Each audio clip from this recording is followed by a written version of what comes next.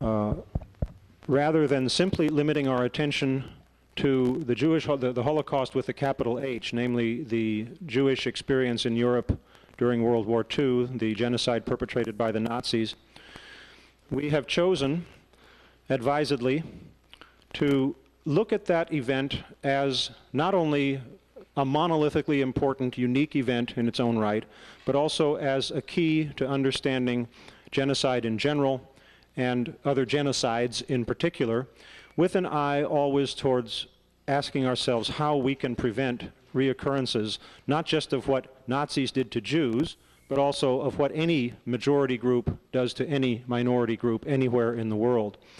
So we have purposely taken a broad approach, which to my way of thinking represents the most morally sound approach we could possibly take to the Holocaust, in recognizing that it has meaning not only in and of itself, but also has lots of applications, lots of lessons to teach us, which ultimately are crucial in our understanding about how to deal with each other in the world. Today, well, let me back up. 2 years ago, we were fortunate to have join us for the lecture series Mr. Rene van Rooyen from the United Nations High Commissioner for Refugees office in Washington. And we had hoped to have him today on the situation in Burundi. 2 years ago, he spoke on the genocide in Rwanda, which had just at that time more or less run its brutal course, with upwards of 500,000 people being murdered in the inter-tribal, I guess you could call it, or inter-ethnic warfare between the Hutus and the Tutsis. An unfortunate communication lapse led to our not being able to get Mr. Van Rooyen here for us today, but we have had the good fortune to have two of our frequent contributors to the series jump into the breach, who have personal experience and have done a lot of research in Africa and about the situation in various parts of Africa. One of those two people is Joel Newberg, who is the president of the Alliance for the Study of the Holocaust, a man of many talents. Let me read you a brief vita, or brief biographical sketch of him. He graduated from UC Berkeley with a BA in English, from San Francisco State with an MA in English and Creative Writing, and has an AS degree in forestry from Santa Rosa Junior College. He also teaches forestry at Santa Rosa. It's not called forestry anymore, but what is it called? Say again? Resources at Santa Rosa Junior College. He also has a master's degree in library and information science from San Jose State University. Perhaps most relevant to our current endeavor here, he was the executive director of the Holocaust Center of Northern California in San Francisco from 1983 until 1992, and served on their board of directors from 92 to 96. He's a founding member of the Alliance for the Study of the Holocaust here at Sonoma State, and currently is the chairman of that organization. From 67 to 69, Joel was a Peace Corps volunteer managing agricultural corps in the Republic of Niger in West Africa. And in 1982 to 83, he worked as a field agent for the American Association for Ethiopian Jews in East Africa, and helped to plan and to implement the successful rescue of Jewish Ethiopians from refugee camps in the Sudan. In 1985, Mr. Newberg traveled to Israel for a reunion with the Ethiopians that were rescued from those refugee camps during the previous 2 years. Joel is going to give us the introductory remarks, giving us an overview of the situation regarding genocide and pre-genocide in Africa today. And Gert Ebeling will then follow Joel to talk about his own experiences and be showing also some slides of his experiences in Africa, which I will tell you a little bit more about before he speaks. But before Joel and Gert start with their thing, Ilka, did you want to tell us something about next week? Yeah. Next week we'll be doing something, again, quite different.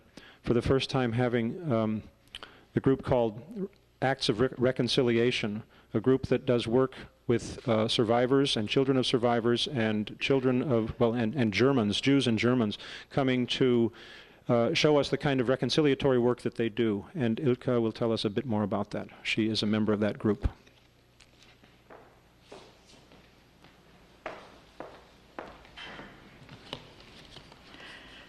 Next week we are going to, for the first time, as Phil said, have the acts of reconciliations here. About 5 or 6 years ago, for the first time, there was a meeting between children of survivors and children of former Nazis and other German people in the Bay Area, and we spent a whole workshop exploring our about each other, with each other, and about our past. And there have been many such workshops since then with many, many different people.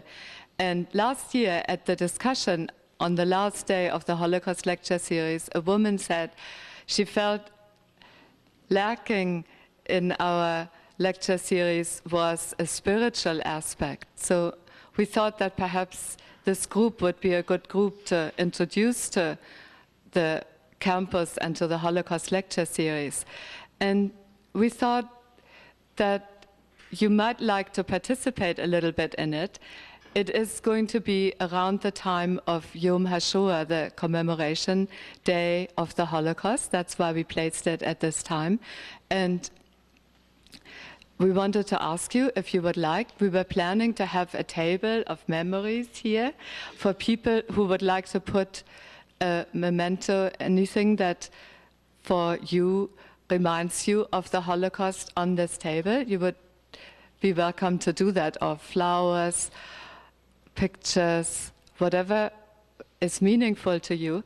And also, we wanted to ask you if you would like, those of you who would like to bring some rocks. I will bring quite a few also. So if you would like, you could participate in the event. It'll be basically a small group of actors and then several Jewish and several German people. And the actors will act out stories that we will tell. So it'll be very, very different from anything that we have done up to now. And I hope you will tell a lot of people about it, because they're coming from far away, taking off from work to do this. And it'll be the first time that these two worlds come together. So please, if you know people interested in theater, or if you know people that are interested in the topic in general that don't regularly come, please invite your friends. Thank you. Bye.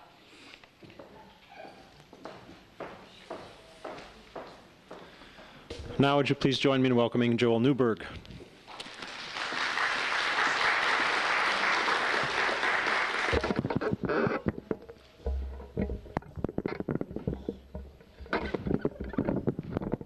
That's good, I think.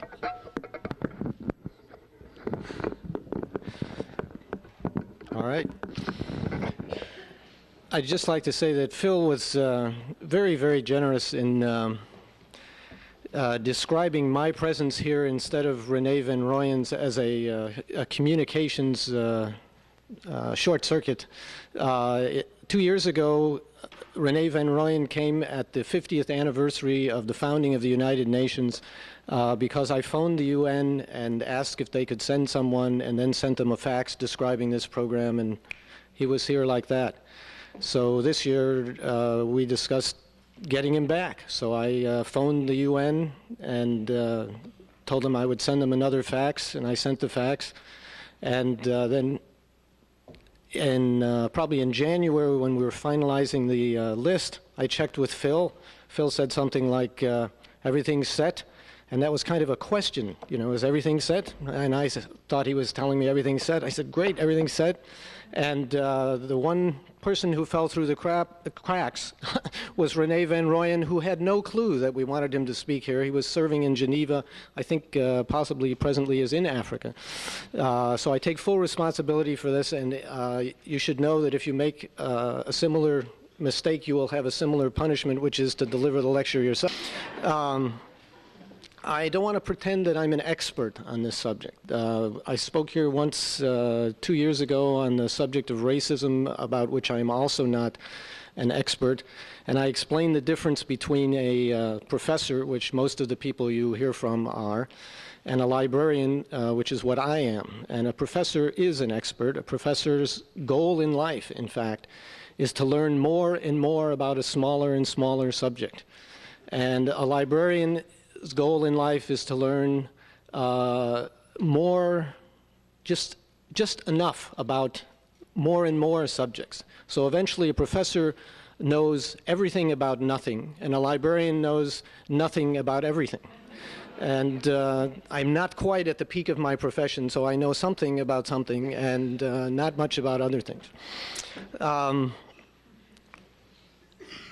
People are now talking about the problems that we have encountered through the end of the Cold War. When I was growing up, we would actually do those drills that I'm sure you've heard about in grammar school, where you hide under your desk in the event, it was the nuclear attack sort of fire drill, you know, where you hid under your desk and put your head down and didn't look up at the flash, etc.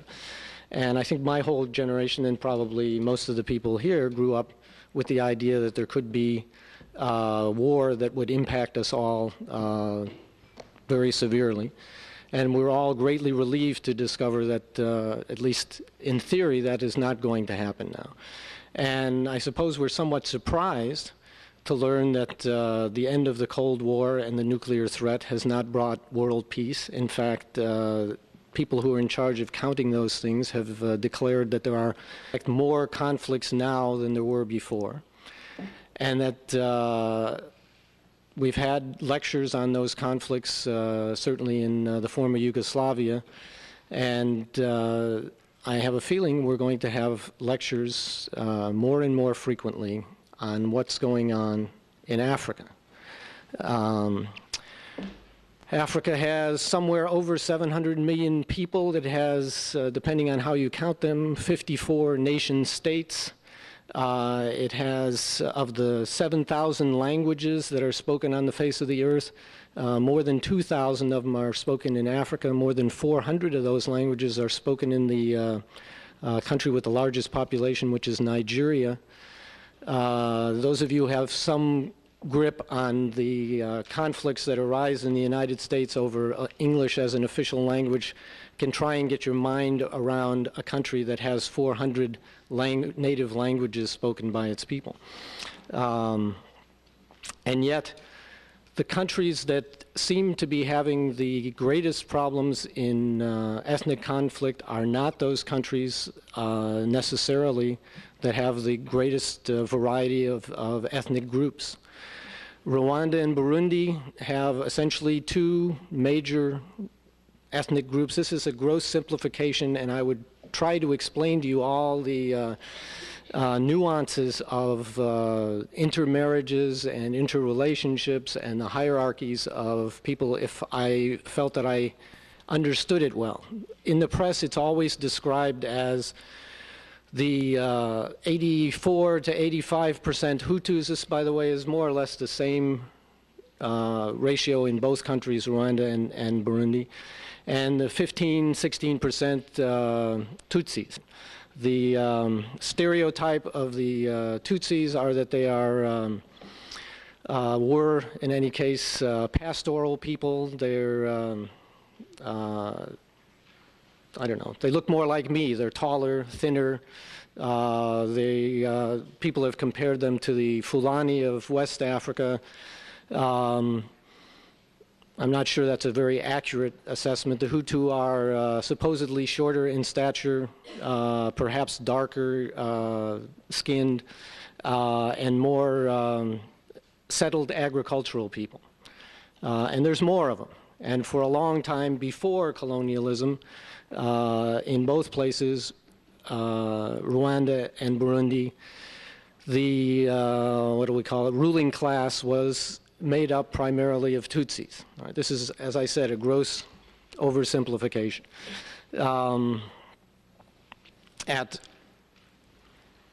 Essentially, these countries were part of the Belgian colonial empire. Somewhere on this handout sheet, not in a very appropriate place, but somewhere, oh yes. I have a quotation from Joseph Conrad around the turn of the century, which says, this is on your second page, right after all your Internet Society Internet codes, which you're probably wondering why you have.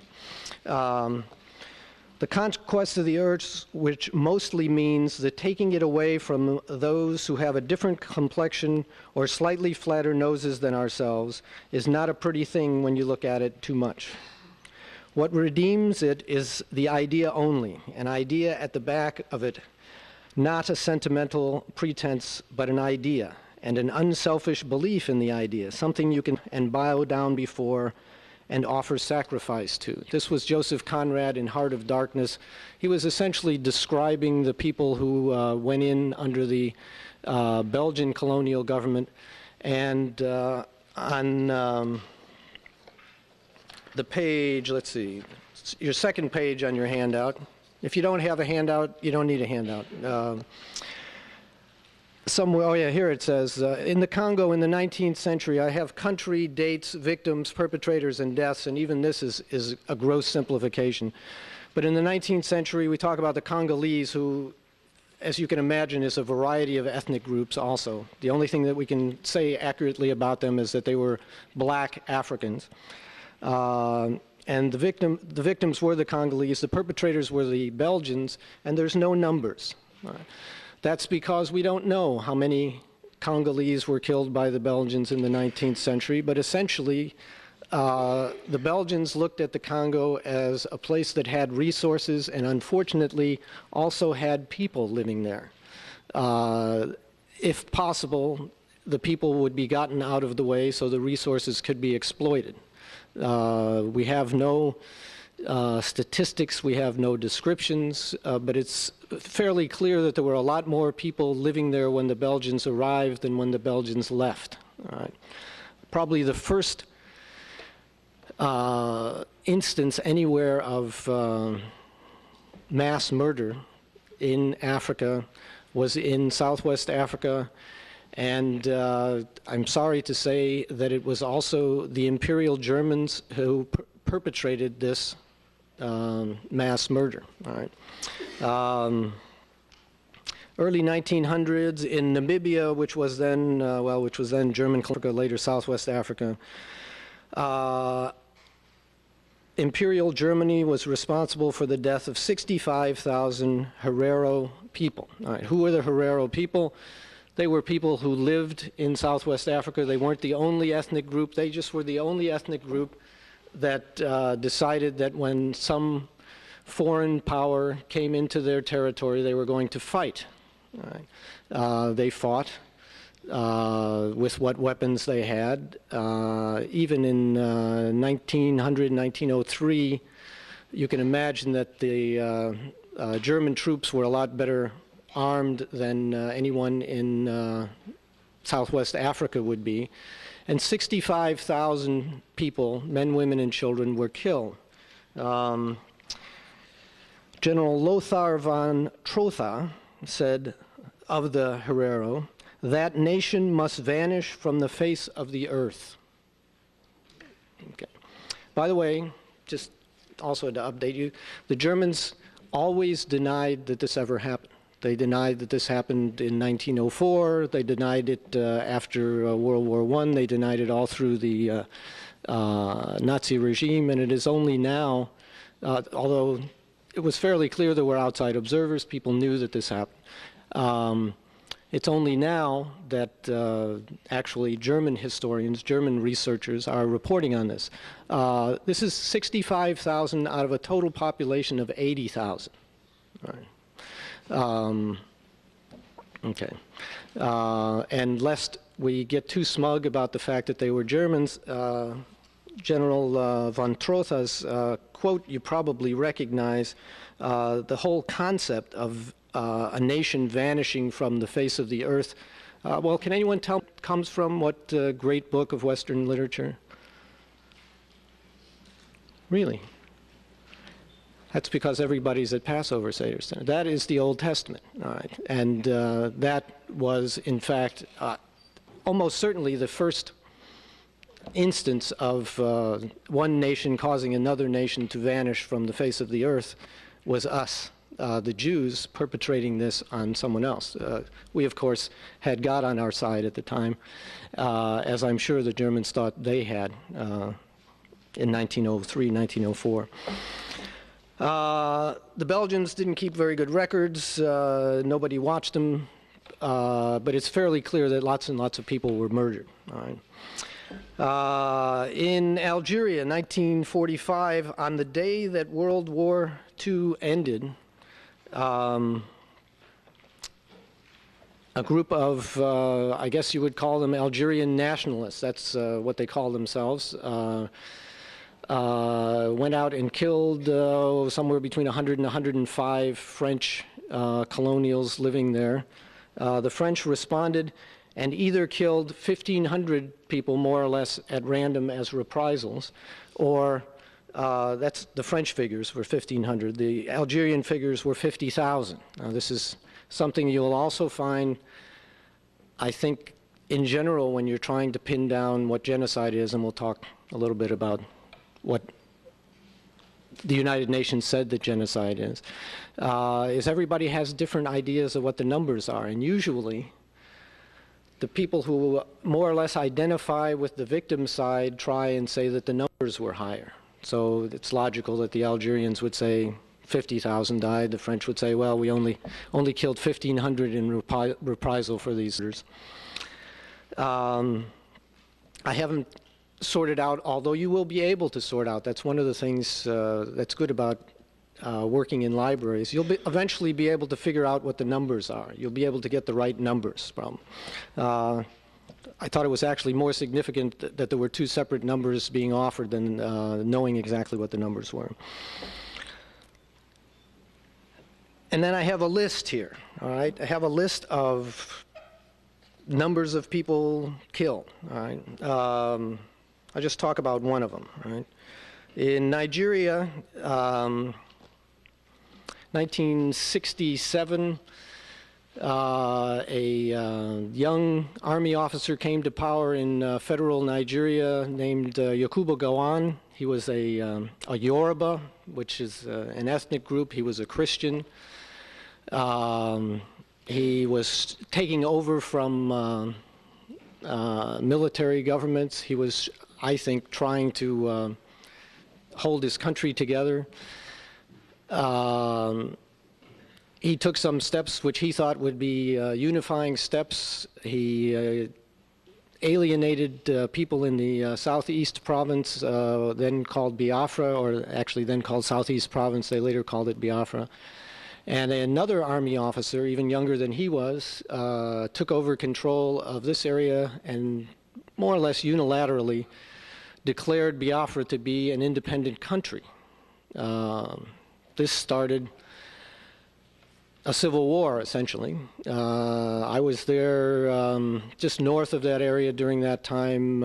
My sort of observation of this was to see relief planes flying over. I was north of Nigeria, so the planes were coming from, flying across Niger, landing on a little island off the coast of Nigeria, unloading tons and tons of relief supplies, and essentially that most of that material stayed there. All right. What we heard on the radio in Hausa, which is a language spoken by about 40% of the people in Nigeria, none of the people in Biafra, essentially. We heard, I imagine what it sounded like on the radio in Germany talking about the Jews. The Biafrans, who were of an Igbo ethnic group, were described as cannibals. Even as far north as I was, which is across a whole national border, these were people who had nothing to do with, at least theoretically, nothing to do with the war, would scare their children, you know, telling them bedtime stories, telling them they had to be good, or Ojukwu would get you, you know, and that's just saying the word Ojukwu was enough to terrify one of these little kids. Probably 1.5 million people died in that conflict. The 600,000 figure, again, comes from somebody from the other side, who federal Nigerian figures, who probably would like to see a different figure put on it. All right. Is any of this genocide? All right. Front page tells you what Raphael Lemkin, who basically invented the term, It says he was a Polish legal scholar, 1944.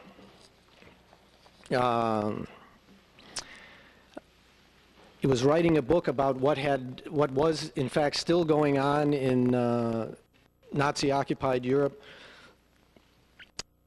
He picked genos from the Greek, meaning a nation or a tribe, and the Latin side, meaning kill or killing, and described it to used it to describe the Armenians, the situation that happened in World War I, and the Jews during World War II.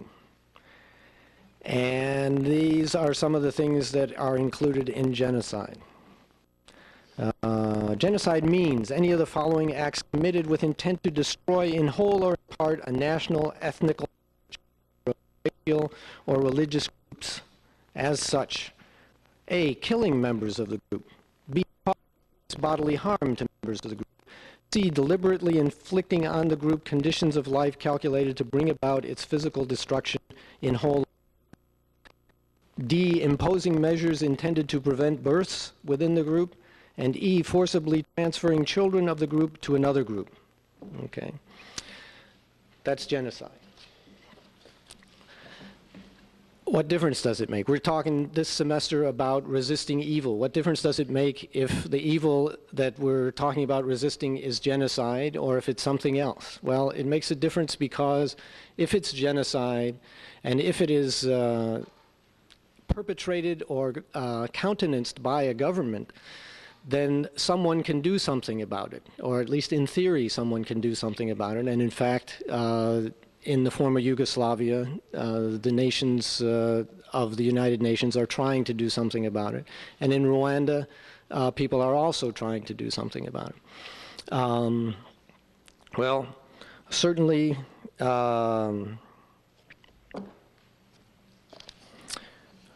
killing members of the group. In Biafra, airplanes were bombing towns. Towns were sealed off and food was not allowed. You know, I talked about these food shipments being landed on an island off the coast. Would have been quite easy to provide food to the civilians in these towns. Wasn't done. Essentially, the people in what was then called Biafra were of an ethnic group or of a small number of ethnic groups. Sounds like genocide to me.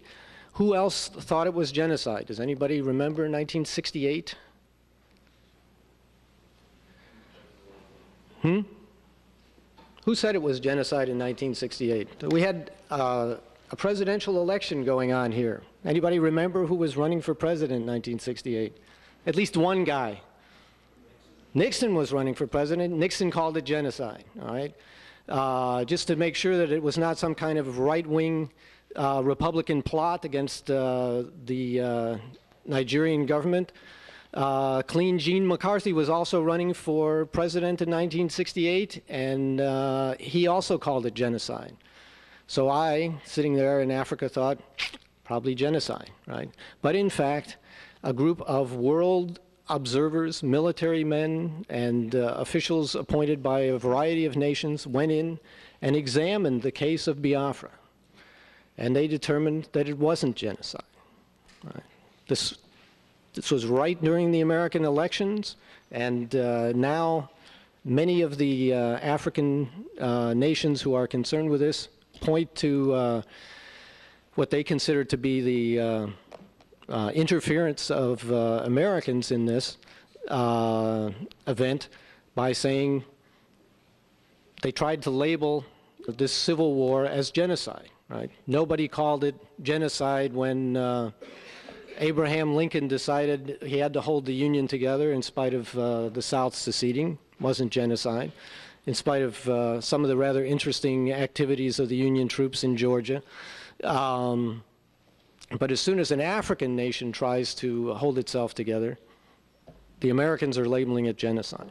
And in fact, there are a number of countries, African nations, who object to Rwanda being considered. By the way, the combined populations of Rwanda and Burundi are something under 13 million. So if you have over the last 25 years, somewhere probably in the neighborhood of 1.5 million people dying. You can imagine sort of where that fits in the scale of what it would be like. Certainly during the Holocaust, of the world Jewish population, about 50% died. More like 67% of those who were sort of accessible to the Nazis died. But about 50% died. So I would say, certainly in the case of Tutsis and Hutus, the numbers are about right. The numbers would make you suspect it was genocide. So why wasn't it genocide? Because the nations of the world, at least at that time in 67, 68, said Nigeria is a sovereign nation. Nigeria at that time had been a sovereign nation for about 8 years. Right? And Nigeria has the right to put down a rebellion from a breakaway province. Anybody know why would anyone in Biafra want to become a separate nation?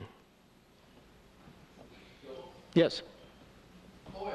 Yes, absolutely. That's where Nigeria's oil happened to be. Okay, Southeast province was the oil province, still is, and I think one of the things that I would like to leave you with, if I leave you with nothing else, that all of the wars in Africa have to do with resources. Right? The Belgians were there in the 19th century. They wanted to get the people away from the resources and exploit the resources. Now there are a variety of forces at work, but I think it's an error to call this ethnic conflict.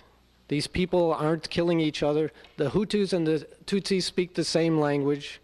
Mostly they're Catholics. As far as I know, Catholics don't approve in general of killing anyone. At the height of the Rwanda, whatever we want to call it, in a 4-month period, 8,000 people every day were being murdered. All right? And this was not Germany. There weren't any gas chambers. In order to murder 8,000 people,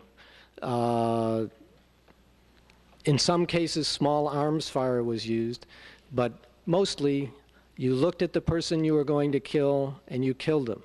You killed women and children. Pretty much a cross-section of society was involved in the being victims and in being perpetrators. I don't think they were doing it because necessarily because they were failing to understand each other. Right? I think they understood each other fairly well. Right? I think it had to do, in most cases, with right? And one of the reasons that many African nations are objecting to the United Nations now declaring Rwanda to be a genocide is that the majority people were essentially the government that will be prosecuted will be a government of Hutus, and they will be prosecuted for killing Tutsis. All right?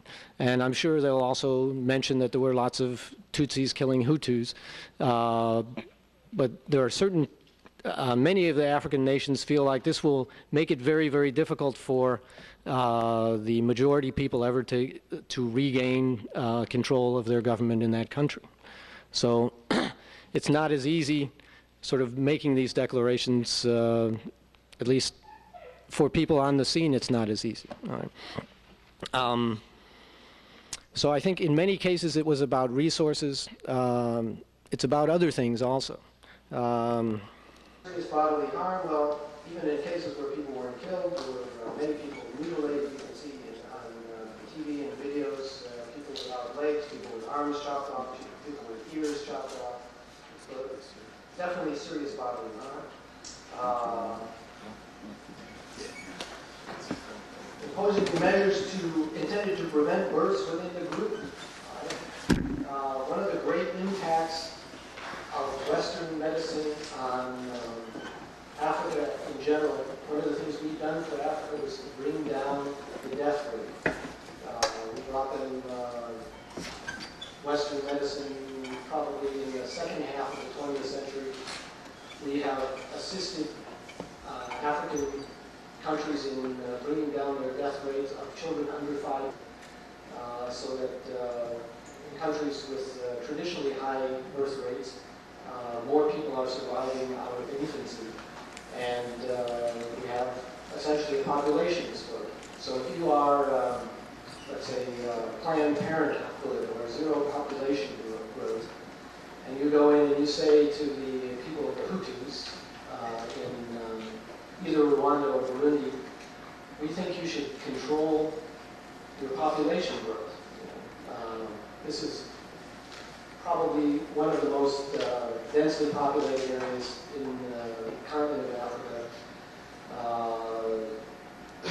Close to 500 people per square mile now. You'd be better off with fewer people. We're going to provide you with birth control. Is that a good thing or a bad thing? Is that genocide? Essentially, all of these non-government organizations who have attempted to do this have been accused by a variety of people of genocide. My personal take on that is that it is not genocide.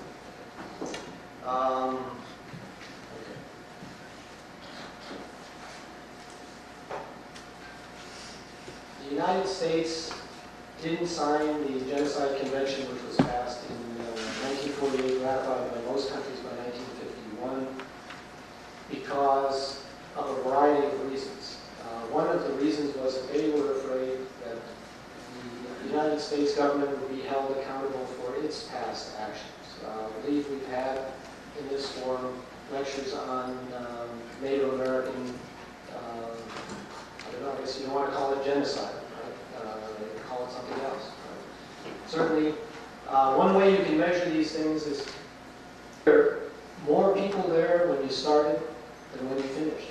Right? Were there Native Americans living in Northern California when the United States government moved into Northern California? And where are they now? So if you don't want to call it genocide, you might want to call it something. Those people died in many parts of the United States, died in violent deaths. I believe many of these factors could have been pointed to. Okay. How can you resist this? Well, 1983, there were 25,000 Jewish Ethiopians living in Ethiopia. Well, actually, in 1981, there were 25,000 living in Ethiopia. Over a period of about 18 months, they walked out of Ethiopia to the Sudan. Their government was treating them as Ethiopians, they said. This was a Marxist government. Of course, your ethnic group was not supposed to be important. You were all Ethiopians. That was sort of the Tito's solution to how do you unify your country. You declare everybody to be Yugoslavian. So everybody was an Ethiopian. However, whatever you say didn't change the way things were. And the Jewish people in Ethiopia were under a variety of pressures. Among the things that were being done is populations were being transferred. Jewish people were asked to move out of their villages, move to a place where the government felt they would do better. The places they were asked to move to didn't happen to have the same kind of resources as the place they were asked to move from. So they left. A lot of them left. They wanted to go to Israel. This was a long tradition. There were arguments about why the Israelis weren't able to get them to come to Israel. And they went into the Sudan. The Sudan is the country, by the way, besides Nigeria, which most people believe will be the next country to have a breakaway civil war, which will result in something that we probably won't call genocide. But there will be lots and lots of people killed. There have already been, over the last 30, 40 years in the Sudan, well over 1 million black Africans killed by the government of Sudan, which is mostly a northern Arab-oriented government. Anyway, the country of Sudan in 1983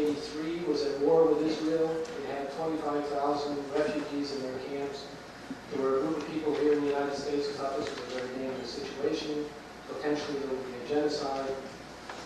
I went with a friend of mine to help get those people out of it. One of the great advantages those people had is that, at least in theory, they had a place to go. The Israeli government said, we want all those people, we just haven't worked out how we're going to get them there. They didn't have good relations with Ethiopia. They were at war with Sudan. It was a little touchy. To make a very long story short, those people left. They ended up in Israel. Some of them are sort of second guessing whether or not they were rescued or not. But they got out. This was 1983. The people that are now having to leave these places, the people who are more or less innocent victims, really have nowhere to be. So at least one of the things we can do in the sense of resisting people is to set up safe havens. This is not as easy as you might think it is. Today, or yesterday I guess, in Zaire, Zairean citizens essentially stole 200 tons of relief food supplies meant for Rwandan refugees. People are very close to starvation in this area. It was quite a feat to get those 200 tons of supplies in there. There will be thousands of deaths resulting from the fact that these people are not going to get fed. And this is because there is a war happening there. And whenever supplies are brought into a war area, as they were in the Biafra conflict, people don't want it to be delivered, even to the civilians. People don't want relief to get to people who are fighting against them. It can be argued that the Nigerian government, by making sure that those relief supplies didn't get to those people, made this a very short war. It was over in, well, it was over in 3 years, but the basics of the war were over in less time than that.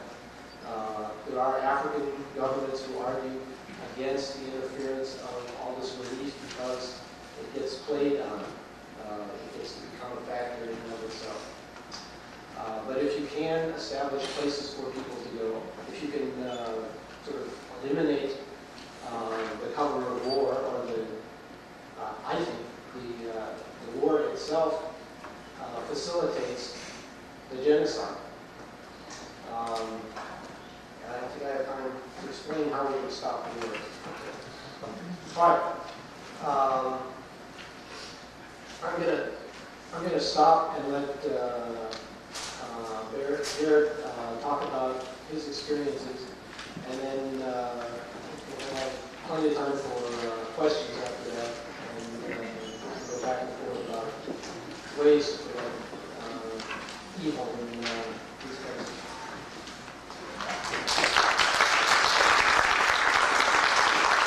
Thank you, Paul. A very informative introduction to the situation in Africa, which I'm sure you all agree is in many places a mess. Let me briefly introduce you to Gerd Ebeling. Those of you who have been participating in the series all semester have heard Gerd talk at various occasions as he stood up in the question and answer period. I first met him a couple of years ago when he participated in the series for the first time, and he came as a student or a quasi-student to my discussion section. And had all kinds of fascinating things to say about his own past and his own then current present, and how he was dealing with issues that arose from his past. I found him not only intelligent and articulate, but extremely sensitive and just full of fascinating, offbeat, maybe I should term them, approaches to dealing with the Holocaust and the questions which it raises. And he is going to present some of those ideas to us today. Let me just cite a few items from the bio sketch that he provided me here that I find particularly illuminating.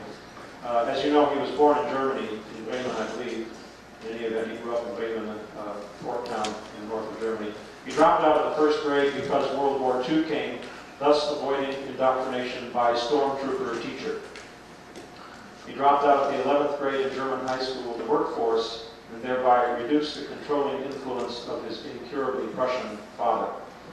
He received a navigator's certificate from the German Ministry of Transportation for sportcraft worldwide, and is a sailor, in case more drastic escape measures should be needed. Later, he got a driver's license. In 1968, I'm jumping over some things here, he was a crew member in the transatlantic race from Newport, Rhode Island to Travemünde in Germany. He got a bachelor's degree with honors in biology in 1970. Jumping over some other academic experiences which were less illuminating for him. 1978 says a set of internal experiences triggered deep questioning of the reliability of the Western rational approach to understanding life and death. 1982, he received hospice training and was a volunteer hospice worker for 4 years. And from 1979 until today, he has been studying the nature of consciousness through many seminars, meditation courses, and real-life experiments with fear and excitement, including skydiving and firewalking. His special interest is how to reconcile the common beliefs regarding spirituality and material prosperity. He has spent roughly 2 years total in silent meditation retreats ranging from 10 days to 6 months. And Garrett, I will, let's see, you got your slides ready to go? Well, I'm not sure we're going to have time for that. Probably the best thing was to set on the last speech. Okay. Please join me in welcoming to our forum, Rene.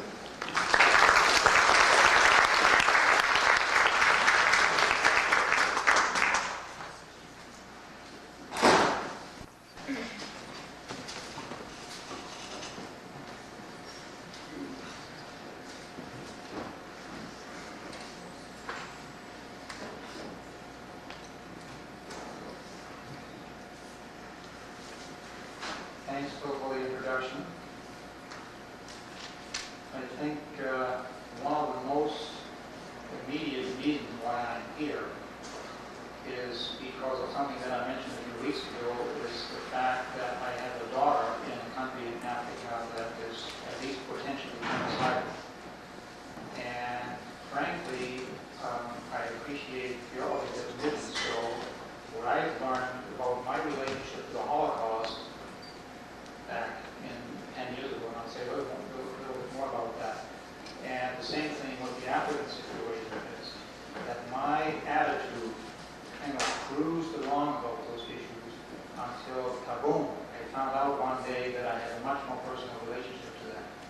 In particular, when in 1985, I found out on the same day that Bergen-Belsen was practically in my backyard when I was 6 years old, and the same day I found out that back in 1938, when I was a month old, my father had participated in the Kristana.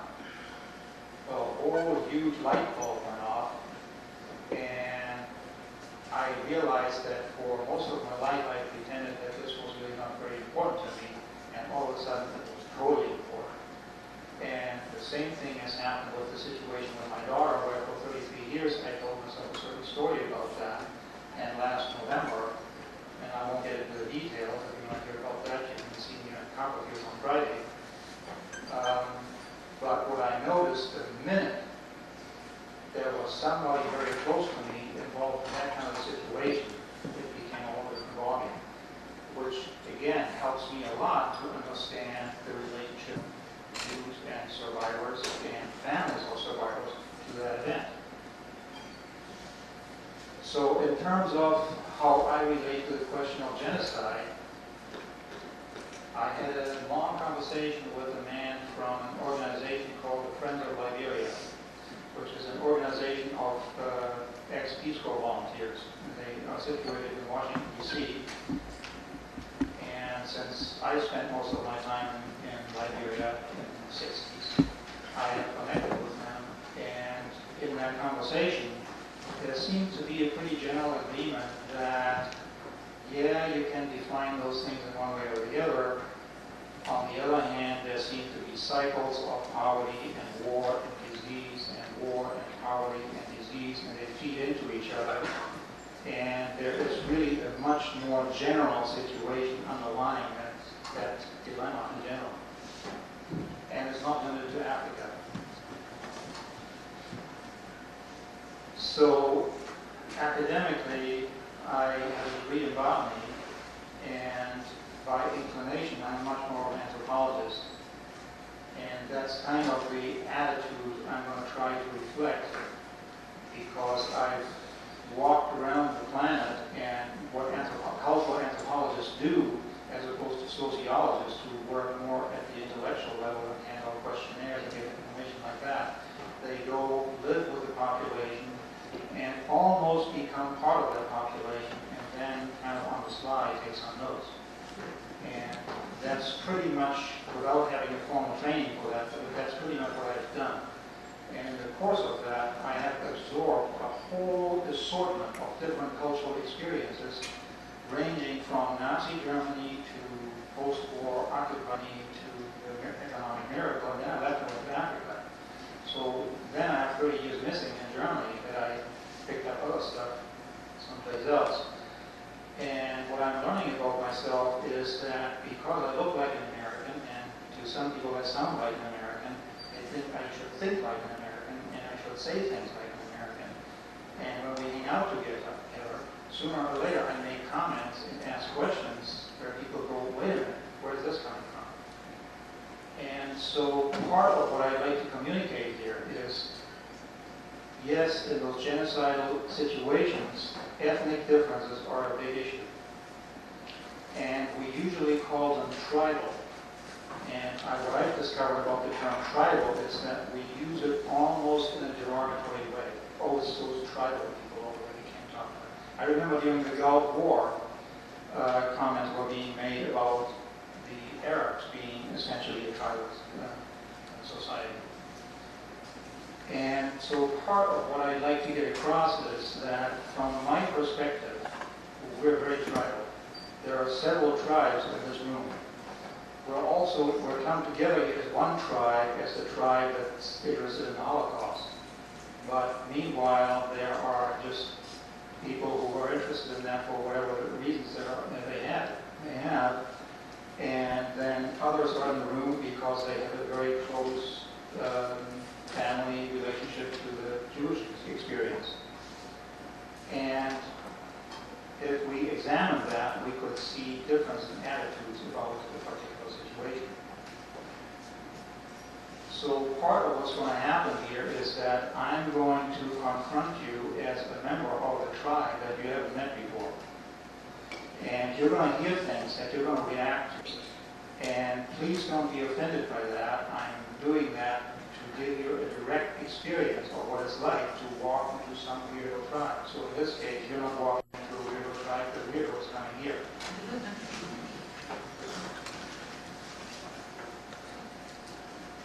One of those pieces has to do with my relationship to verbal communication. As Phil pointed out, I spent the last 20 years studying basically the question, how does my mind work in relation to reality? There are various ways of describing that. One of the methods is studying consciousness, and there are lots of different ways of doing that. Part of that is studying communication. And I'll give you a quote from one of my favorite teachers that may throw you off right there. It goes like this. If you think you know what I'm saying, you probably think you know me. But if you knew me, I would not have to say anything. We could just dance. Words have very little to do with what you're saying.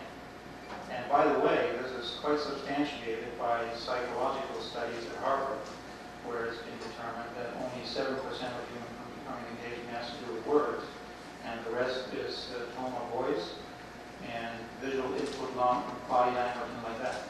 So let me give you an example of what I mean by that. One of the catchphrases in this course has to do with preventing evil. And I would like to make a distinction here. I think it's a good idea to prevent evil, and there is another way of looking at that. And I'm going to express that in a few seconds tribal dance. So if I couldn't speak to you, if we didn't share the same language, we couldn't communicate, I would say that preventing evil looks like this. prefer to approach the same issue from the point of view of what I'd like to do is promote peace. And it goes like this. And to me, it doesn't take 50,000 words to explain the difference.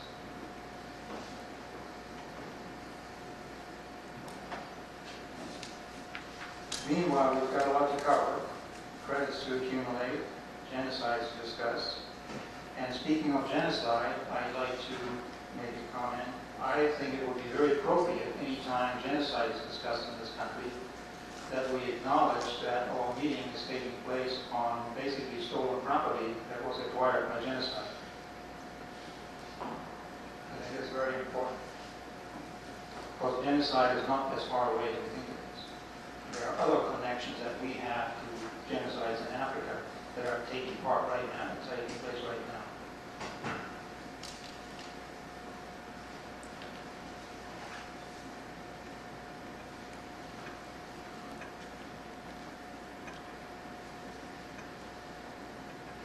So I guess I already pretty much indicated that I have a belief that things are best learned by direct experience.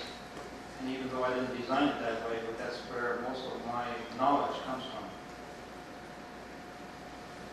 So one of the tribal rules I'm going to break here today is that you usually have a ritual called questions and answers. And because we're running quite late and I have some important things to tell you, I'm going to propose an alternative that I know from another tribe. And because I want to make sure that you'll be able to question me as much as you want, I have lots of 3x5 cards.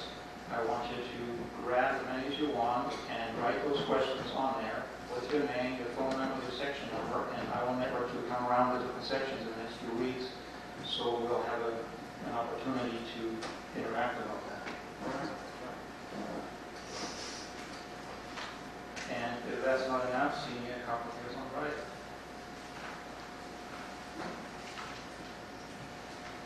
I found out that I'd been talking to you only a few days ago, and I've been asking myself, how could I best serve you?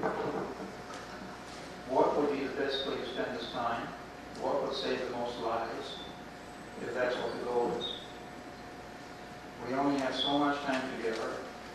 You came here to learn something, and I'm here to learn something too.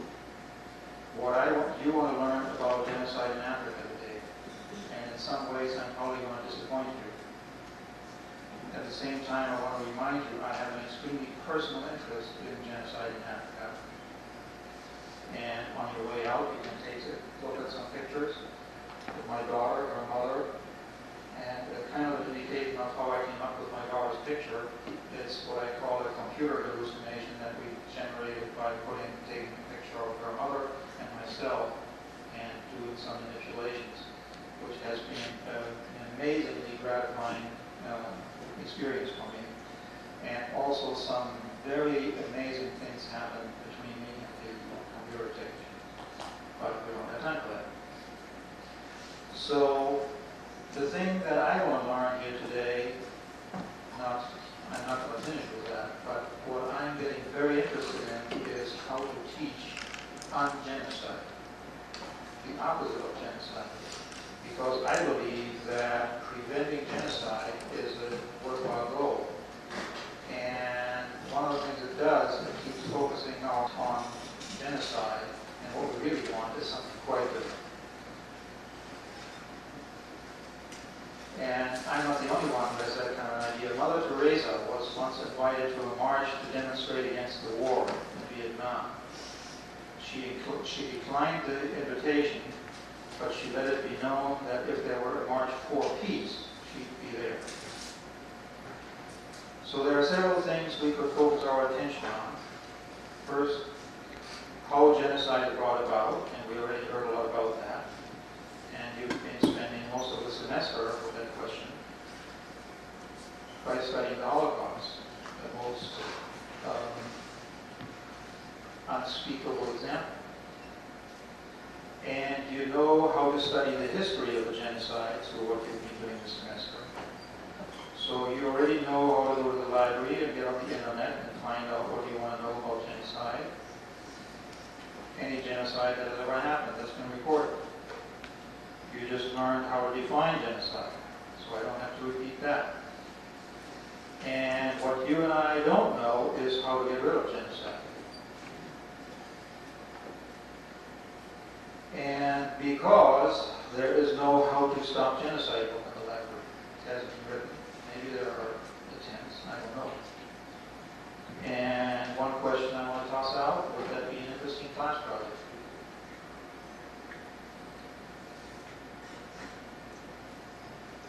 From my point of view, there is a problem with studying history because there doesn't seem to be a lot of agreement on whether it really repeats itself or not.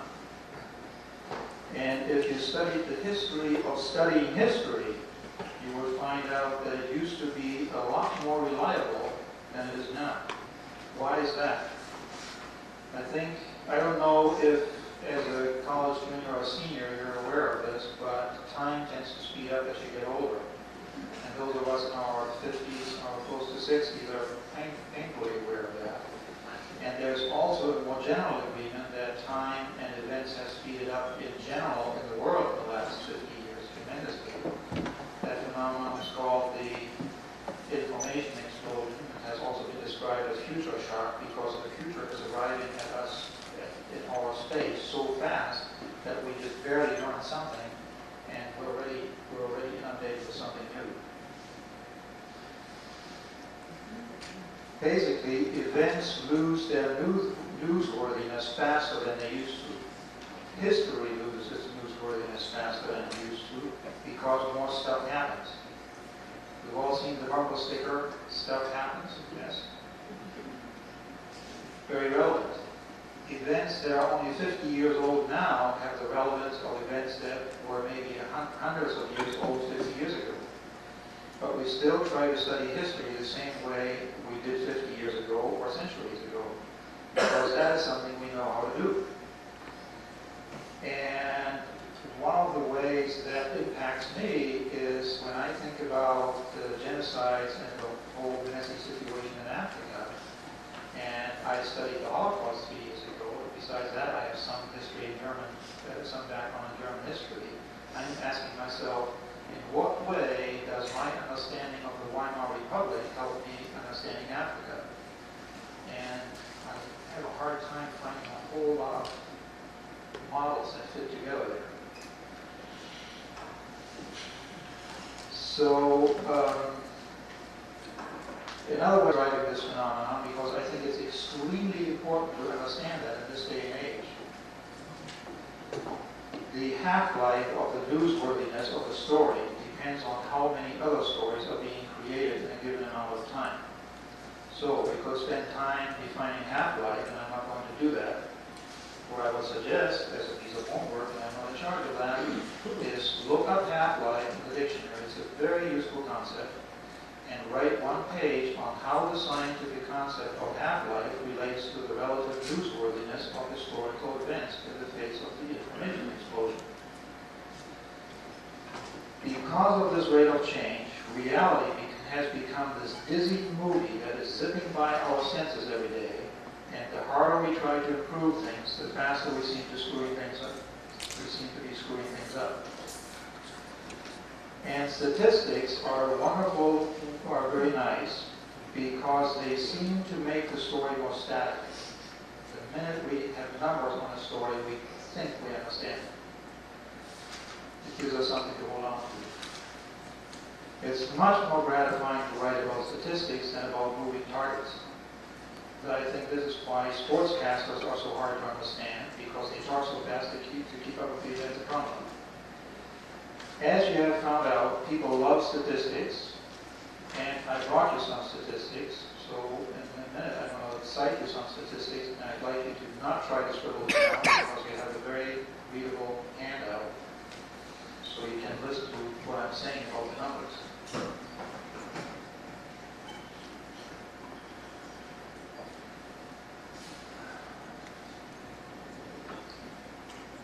One thing I would like to do sometime in the future is to find my daughter and her children, who they are. I've also learned since I first started thinking about this 6 months ago, that in the long run, that really doesn't make a big difference, because I think we're all in trouble. I think it's a big illusion for us to say that people are in trouble in Africa and everything here is hunky-dory because we're in the neighborhood of what is doing. I just heard a presentation this morning that's quite relevant to what we're talking about here, and that is how there's an increasing worldwide problem in the area of immigration. The Western countries are tightening, little by little, are tightening their immigration procedures, and more people are trying to leave from Africa and other places. A few years ago, we had the Chinese showing up here. Part of the story this morning was that the Canadians are now beefing up their Coast Guard patrols because they're concerned about illegal Chinese immigration. And there is no end in sight to that process, and you'll see in a minute why.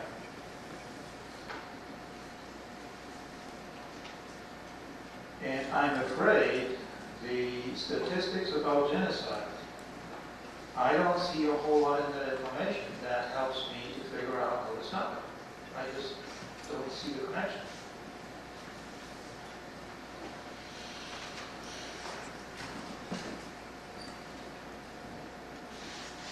Things have changed a lot since the Weimar Republic. Things have changed a lot since World War II. And from my personal observation when I was in Liberia in the early 60s, there is a cultural gap, and I don't really want you to hear this as a judgment.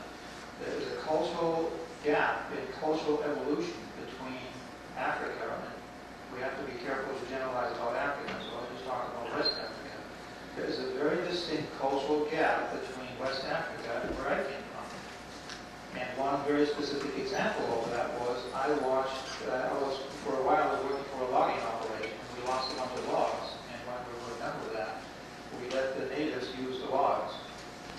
And I watched them turn those logs into dugout canoes, which is the everyday fishing boat in West Africa. And I realized from my local history in Germany that that was pretty much the kind of shipbuilding techniques my ancestors used 2,000 to 3,000 years ago.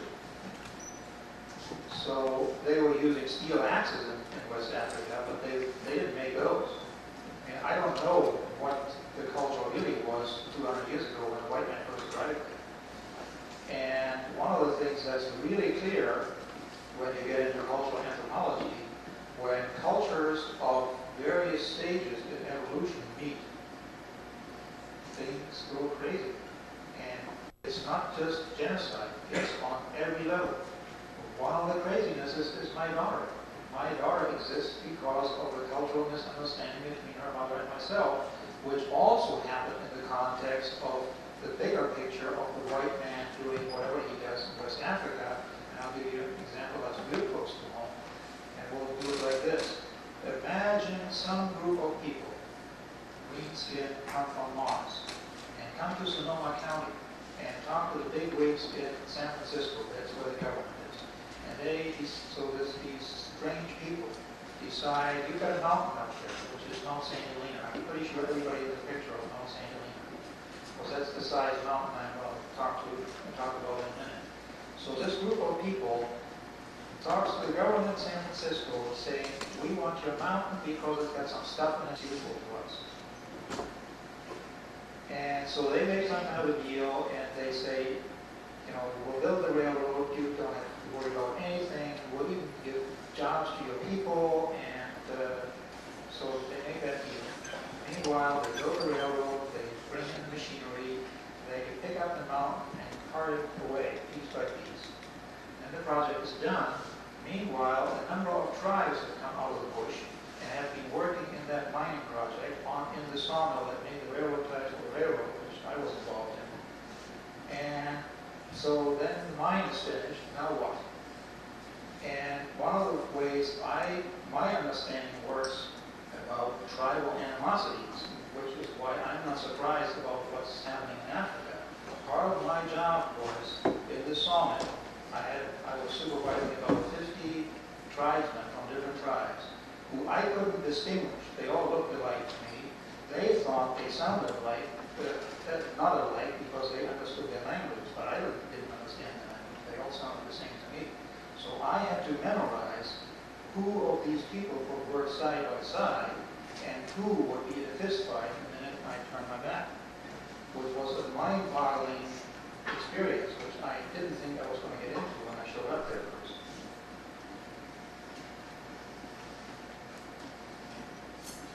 So, before we run out of time, I want to tell you about the most important piece, and this is something that I've been basically aware of, but I ran into some statistics since we like statistics so much in the last week, and I got out my calculator, and I came up with something of a context in which I see genocide happening. And it's not going to be comfortable to hear that, I tell you that. There are statistics about how many children die of starvation worldwide for a certain amount of time. And don't try to write down the numbers. I've got handouts for everybody. Let me get my own copy.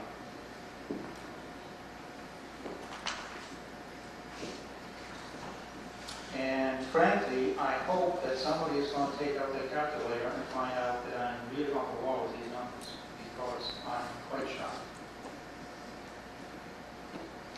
On a daily basis, 39,000 children die of starvation or poverty-related causes per day. 39,000 to me is a very interesting number, because I had my first encounter with the Holocaust at Bergen-Belsen, and the number who died at Bergen-Belsen was 45,000. I've always linked that to the population of Petaluma to bring it into our realm of understanding things. So 39 is somewhere around 85, 86% of the people who died in Bergen-Belsen over a period of 2 years. Worldwide, that ballpark number dies every day. Children of starvation, not in a concentration camp. That is one child every 2.2 seconds. 1,000.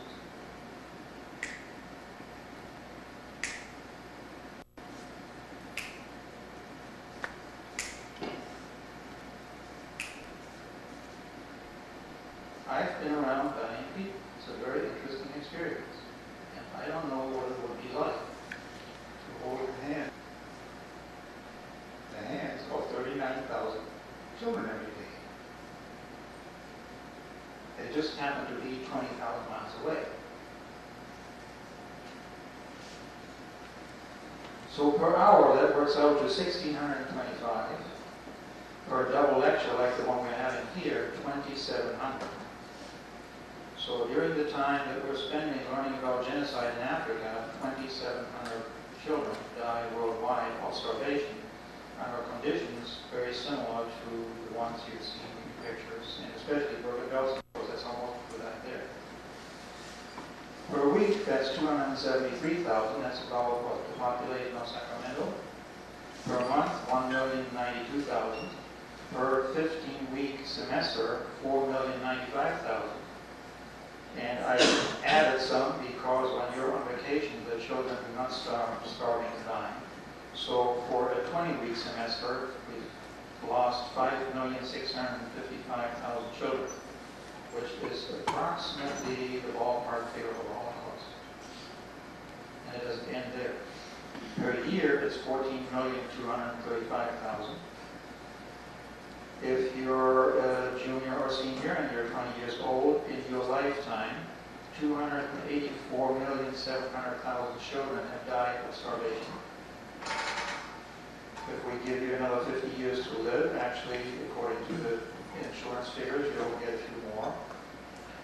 In the next 50 years, at the rate we're going, and there really isn't a whole lot of change in sight. In the next 50 years, 711,750,000. Per 70 years of your lifetime, within your lifetime, 996,400,000 children are going to die of starvation worldwide. Now, these children have certain characteristics in common that you and I don't share with them. And I've come with 8 of them. One is they don't live in Europe or North America, and all of it's on your handout. They are not of Caucasian parents. They live in poverty. They have no political power of their own. They have no political power in their tribes. They are most likely non-Christian, and they are most likely non-Jews. The majority of their parents are illiterate or poorly educated with no expectation for improvement. So, if you're 20 years old and a junior in college, at the current rate, within your lifetime, there will be the equivalent of 166 Holocausts in terms of casualties due to starvation, assuming there is no change in climate and resulting lower food production, which a lot of scientists predict.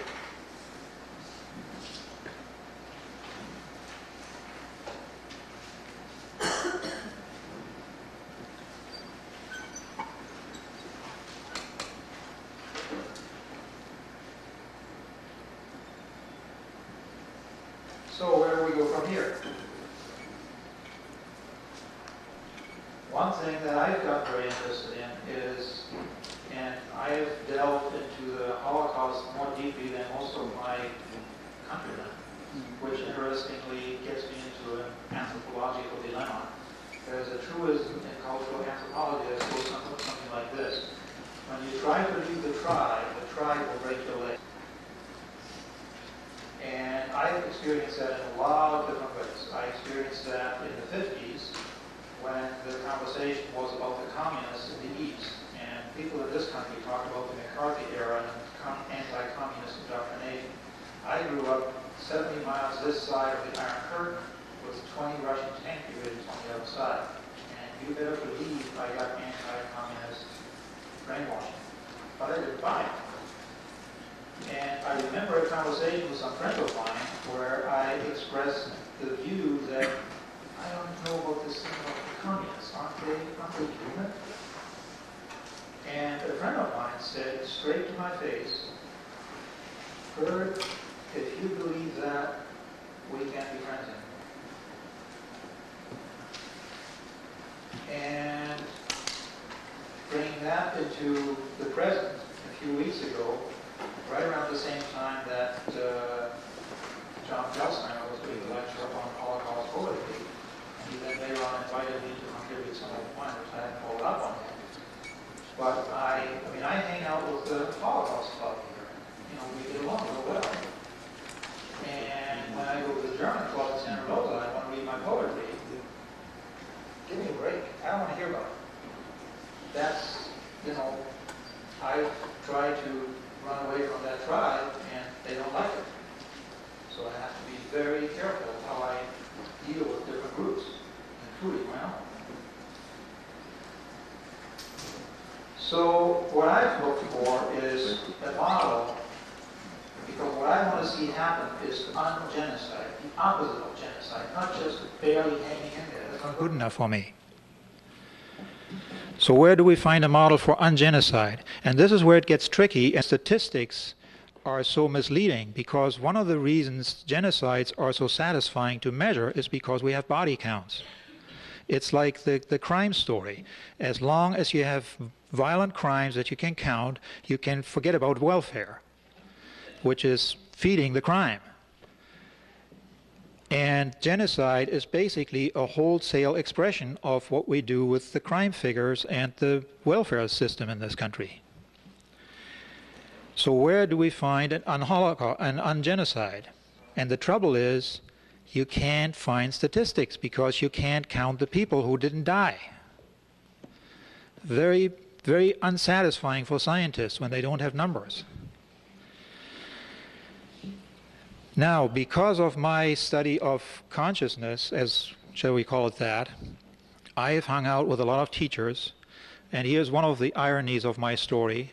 Most of my spiritual teachers and my teachers in the area of consciousness started out Jewish and left their tribe and hung out with the Buddhists or the Hindus, and then came back to this country and taught consciousness with that particular Eastern flavor.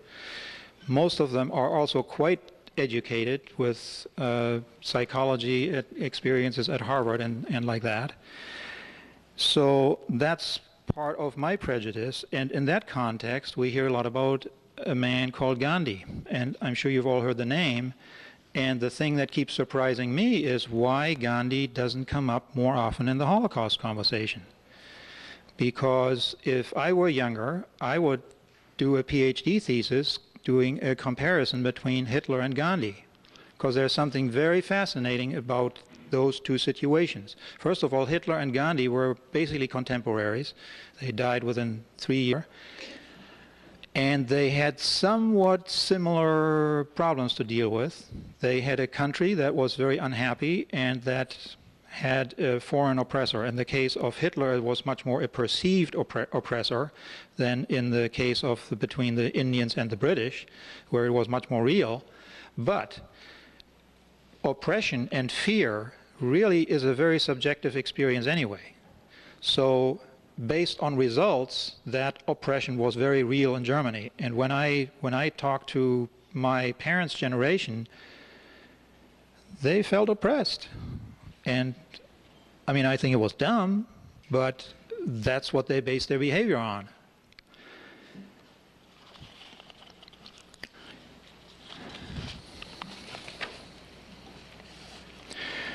So I want to talk about this situation in India where almost something happened, but it didn't. And why didn't it? Because there was enormous pressure on Gandhi to resort to violence. And if he had resorted to violence, we can't say that a Holocaust would have happened with that same methodology. However, the number of people that could have died in India if that interaction between the British and India had been taken out with weapons, it would have been a very awkward mess. And I think we'd probably know more about it because we'd have body counts. So what I've become very interested in is that if, based on my hypothesis that they are somewhat comparable situations, what was it about Hitler that led him to one kind of behavior, and what was it about Gandhi that led him to other kinds of behavior and totally different results? I mean, the man is hailed as the peacemaker of the century. And I think it's well known that Martin Luther King was an avid student of Gandhi's. And again, here it gets challenging for the academic community, because if you look at the kinds of things, the kinds of quotes you get from Gandhi, it's very hard to deal with from an academic point of view.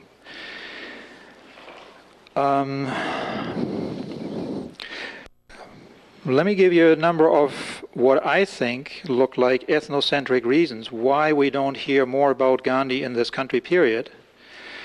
First of all, there was no body count. He wasn't white, he wasn't Jewish, he wasn't Christian, he lived in a third world country, and he didn't make sense to the logicians. He said some very strange things, and I'll give you some examples which kind of outline what his philosophy was like. And this is where it gets very interesting.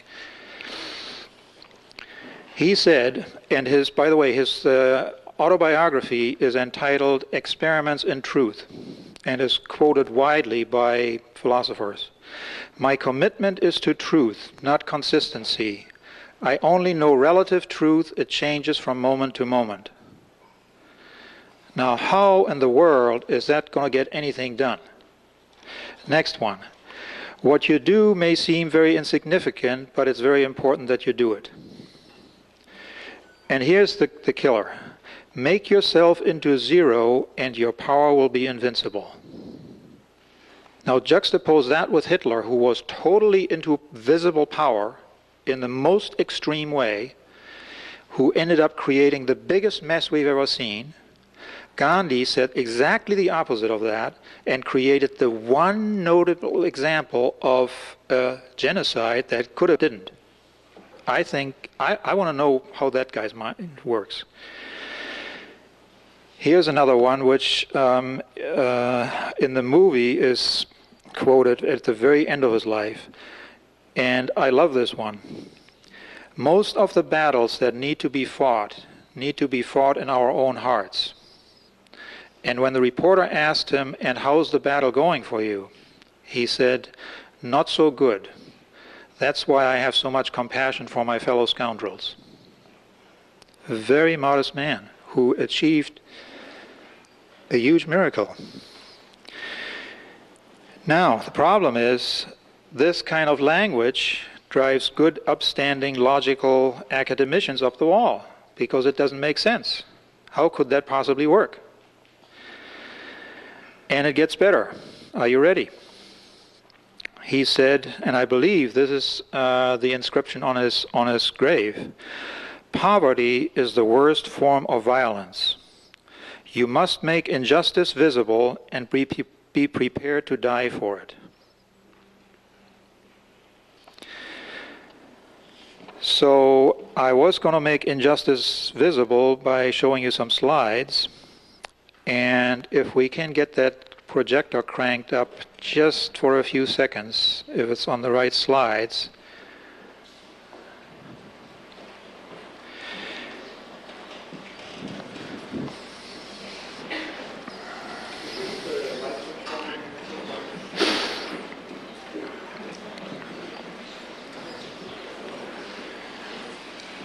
I'm going to show you three pictures that you probably won't remember, but they were all over the newspapers in this country one Thanksgiving, probably around the time where most of you were the same age as this little boy.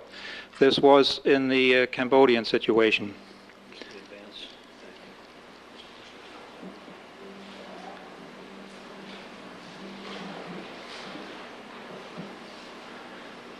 Does that picture remind you of anything you've seen in the context of the Holocaust? This is pretty much the way people died in Bergen-Belsen. The one big difference is that this little girl is not white. And my question is, if we could talk to her, would she be interested in knowing whether by our definition she's dying of genocide or of something else? And would her parents and her brothers and sisters be interested in that?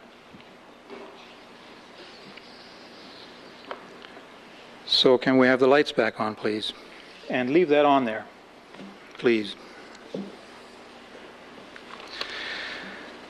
So from my very subjective point of view, what seems to be required if we want to deal with the situation we have at hand, because this business of all these millions of children starving to death happening someplace else, this is not going to work for us.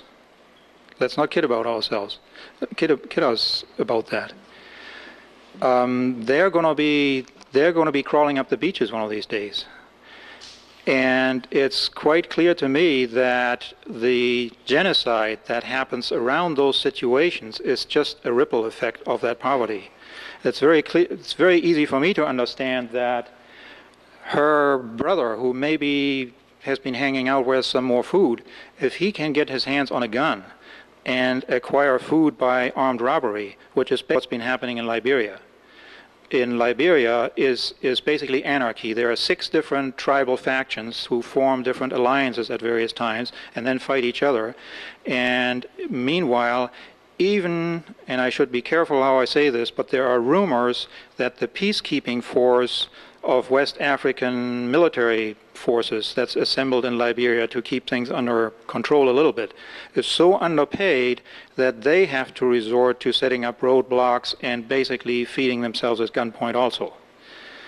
So it's not something that's very easily sorted out with the left brain. And as far as I can figure out, we really need to bring our attention to something quite different than to how events are related in a straight line fashion. A causes B, causes C, like that. There seems to be, in terms of how Gandhi came up with the solutions, he didn't do it like that. The big turning point in the Indian-British conflict was when Gandhi was catching all kinds of hell from his cronies, and he was just sitting and meditating. And they were asking him for answers, and he didn't come up with any. And then one day, he had the great idea, and he started walking, and walked 240 miles to the edge of the ocean, and picked up a handful of salt, and started the Salt Rebellion, which brought the British Empire to its knees. And please remember that at the time Gandhi did that, the British Empire was basically the most, or one of the most powerful military institutions in the world. Here's a guy sitting, meditating, picking up a handful of salt, and the whole scene. So what that tells me is that there is a way of wading through this. I mean, you know, we've got the internet, big deal. How are you ever going to deal with all the information that's on the internet? There is a way through the study of consciousness to get what I call underneath that mountain and get to the heart of the matter. And it's not a rational approach. And incidentally, don't take my word for it, Albert Einstein commented on Gandhi after Gandhi had died. And I'd like to point out that as far as I can figure out, and I haven't counted this or have statistics on it, but as far as I can tell, Albert Einstein is probably the most well-known Jew the world around the world, and also the best-known scientist of the century, and has unbelievable respect. And he made some very interesting comments about that, if I can find them, since I need to shorten my story here. He said, about Gandhi, generations to come will scarce believe that such a one as this, ever in flesh and blood, walked upon this earth. And then he said about himself, I did not arrive at my conclusions about the universe through the use of my rational mind. And I believe this comment was with respect to nuclear armament problems. We cannot undo the problems we have created through the use of the rational mind. We have to develop a whole new way of thinking. And he put that in an even shorter one-liner. I want to know the thoughts of God, the rest are details. This man is otherwise known as a very famous scientist. So what I would highly recommend is that if you want to study the history of genocides, don't let me stop you, but in addition to that, start looking at the Gandhi story. There's a wonderful cassette movie that I don't know if you guys ever saw it. It was a big deal around '83. I have my own private copy, and it's available in any video store. That'll give you a much better feel for what this man was like and how he interacted and created this, what I have to call a miracle.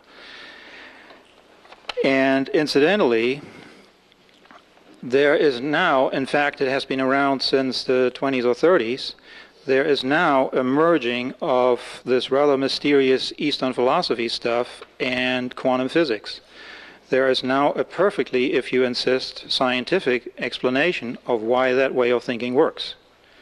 And I think it would be a very good idea if we started to pay attention to that, because short of miracles, I don't see how the problems we've got are going to be solved. And in that vein, I brought you a kind of a cookie after all this bad news, a special handout consisting of 4 pages, and I didn't have time to collate them, so there are 4 stacks here that you want to make sure you get a page of each one, which is about another quite noteworthy miracle story that also happened in India, and that was also largely engineered by a little brown man in a blanket. And this man is quite well known in this country. He was the teacher that Ram Dass, who got kicked out of Harvard in the 60s and went to India for more wisdom, connected with. And this story is from a collection of 1,600 stories about this man. And this story is about how smallpox was eradicated in India, which is not a small feat. And people didn't think that smallpox was going to be eradicated until this little guy named Maharaji started to interfere with it. And so I want to encourage you to pick up this good news story and see if there is something that intuitively makes some sense. Because it has to do with how people start doing things that they didn't think they could do because their belief about what's possible has been changed. And if we want to sort out the mess in Africa or in the rest of the world, we really need to change our mind about what's possible, because right now we don't think it's possible. I think it's possible, but we'll have to start paying attention to it and pay attention to what's possible rather than what usually goes wrong.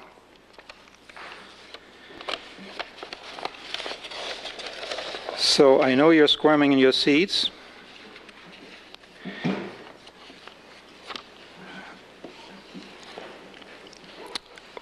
I would like to leave you with a few questions rather than answers. You probably thought you were going to get answers. And one of my teachers says about that relationship of questions and answers is the quality of the answers you get is determined by the quality of the questions you ask. Ask more intelligent questions. Based on results, we haven't been asking the right questions. Based on what's going on in Africa and the rest of the world, we haven't been asking the right questions. Let's ask different questions. Now, specifically, you have heard a lot of questions that are being asked about my parents' generation in Germany. How come didn't you know, and if you did, and why didn't you, and nya. And I mean, I don't know what they knew. I don't have the answer to that. But I think what you may want to reflect on is, what are you going to tell your grandchildren when they ask you what you knew about the children that died during this semester, or next semester, or the semester thereafter? Until today, you could have said you knew nothing. I apologize for taking that excuse away from you. I realize that's not a nice thing to do.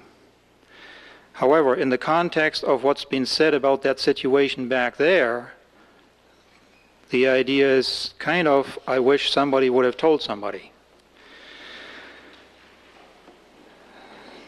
So, to make up for the depression I may be causing for you, I've brought you that miracle story from India. Pick it up.